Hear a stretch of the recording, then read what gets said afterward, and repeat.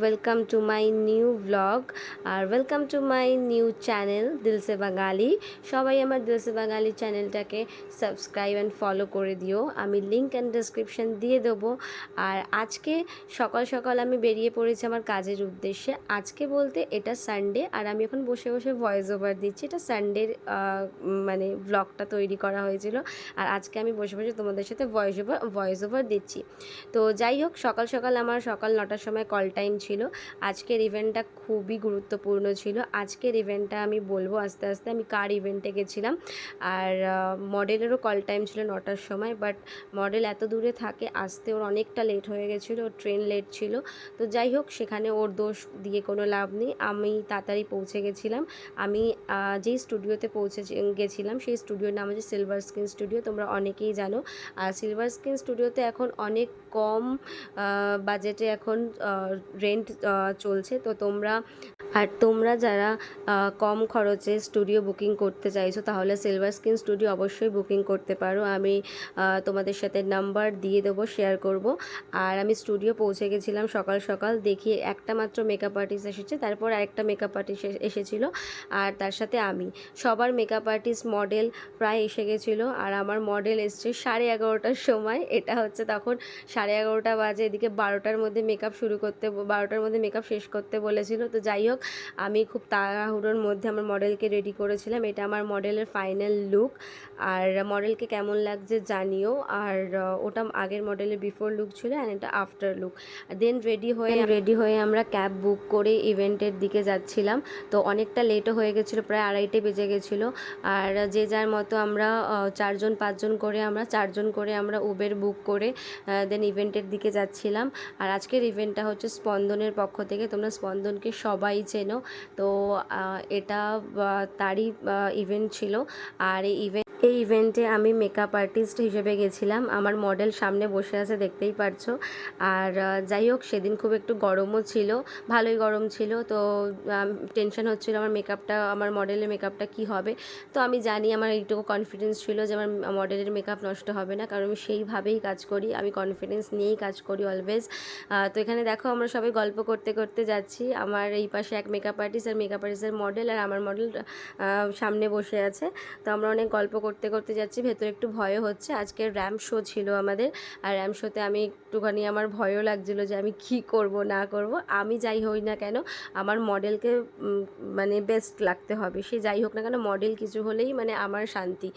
মানে আমার হাতের কাজটা আমি সাকসেসফুলি করেছি, সেটা আমি ভাবতে পারবো, সেটা আমার খুব প্রাউড ফিল হবে। তো যাই হোক, দেখো এখানে আমরা খুব সুন্দর করে সেলফি তুলছি। তারপরে আমরা পৌঁছে গেছিলাম। দেখো সব মডেলদের অবস্থা, সব হাওয়া খাচ্ছে, প্রচণ্ড গরম ছিল। আসলে আউটডোর যখন কোনো প্রোগ্রাম থাকে বা শ্যুট থাকে, তখন এই জিনিসগুলো আমাদের একটু একটু স্যাক্রিফাইস করতে হয়, একটু কম্প্রোমাইজও করতে হয়। সেটা করতেই হবে, সেটা কিছু করার নেই। আর আমরা ময়দানে পৌঁছে গেছি। এখানে আমার সব ভালোবাসার মানুষদের সাথে দেখা সাক্ষাৎ আলাপ গল্প গুজব হয়েছে। তো তোমরা সবাই মিলে ছিলাম, কত মজা করছিলাম। আচ্ছা, সাথে অল টাইম আছি, হ্যাঁ, পেছনে লাগা। কালকে লাইভটা দেখেছো আত্মজ্যোতিদা? বাবা, আমরা ঘুমে ঢুলে পড়ে গেছি। তারপর ঠিক আছে, আর দেখা যাবে না, ঘুমোতে হবে।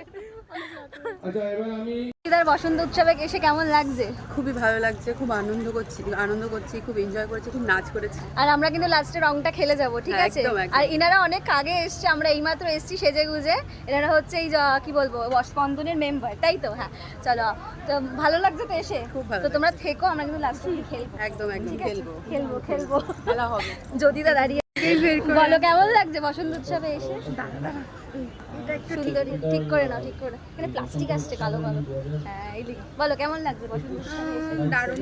আর এখন আবির মাখন 2 বছর, এটা নিয়ে আমারও 2 বছর। এটা একটু আমার একটু জোরে।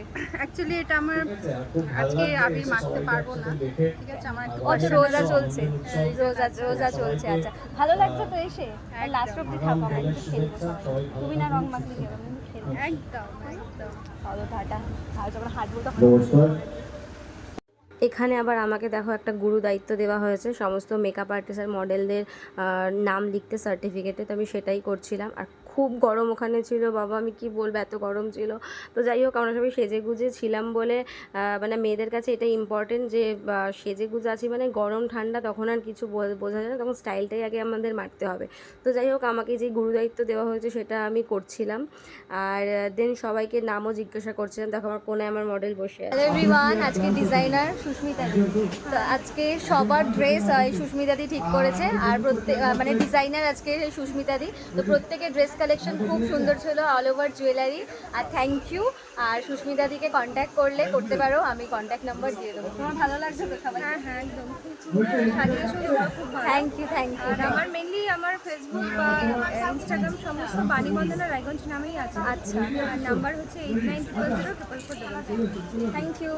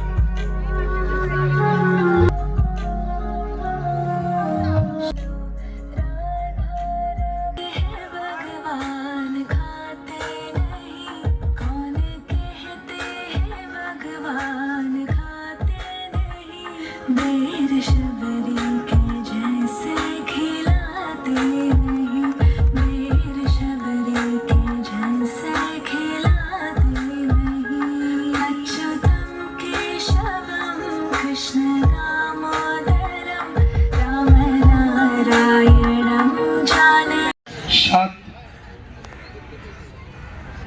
আটে গেছিল। ও মেঘনাথ ঘুরতে। আচ্ছা যাই হোক, তাহলে হয়ে গেল 8 1 2। হ্যালো এভরিওয়ান, আজকে আমি বিশাল হ্যাপি বিকজ আমার মডেল আজকে উইনার হয়েছে। আমার মডেলের জন্যই সব কিছু করা। তো আমি এটারই ওয়েটিংয়ে ছিলাম। এই যে আমার ঢঙ্গি মাসি এখানে এসছে, আমাকে বেস্ট মেকআপ আর্টিস্ট হিসেবে চুজ করেছে নিজের ইভেন্টে, তাই তো? তা আমি খুব খুশি। আর এখানে মডেলও খুব সুন্দর, সব উইনার হয়েছে। আমার আর ক্রাউনটা পূজা দি পরিয়েছে, ফ্যাশন দিবা বাই পূজা। সবাই চেনো নিশ্চয়ই, মনটাকে সবাই চিনবে। আর দেখো গিফটগুলো কি পেয়েছে দেখো। ওরে বাবা, অনেক গিফট আমি আজকে লাগাতে পারছি না। প্রচুর গিফট পেয়েছে, সেটা পরে পোস্ট করব। আর সবাই জানি আমার মডেলকে কিরকম লাগছে।